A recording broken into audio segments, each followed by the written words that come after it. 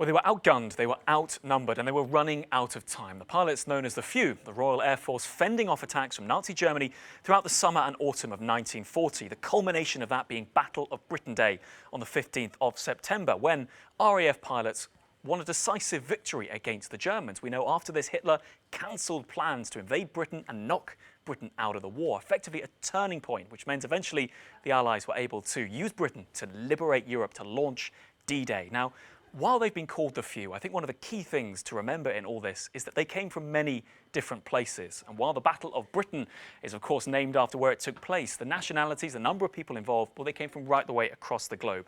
And that's been reflected in the tributes that have filled social media. Let's bring you up this here from the RAF themselves, emphasising how they had here 112 pilots from Canada, 10 from Ireland, 28 from Belgium, 145 from Poland, 88 from Czechoslovakia. We could keep on going. It was a truly global force rallying to fight against fascism, winning one of the first major Allied victories of the war, which would go on to turn the tide.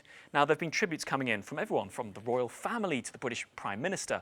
But I think when you're looking at the international makeup of the pilots, you're seeing that reflected too in countries owning their part in this battle. The Polish embassy in the UK really wanting to draw attention to those airmen who had fled their home country after it had been occupied to play this vital role in fighting this battle. So while Winston Churchill might well have called them the Few, and that famous quote, of course, never in the field of human conflict has so much been owed by so many to so few, social media pointing out that those few came from many different places.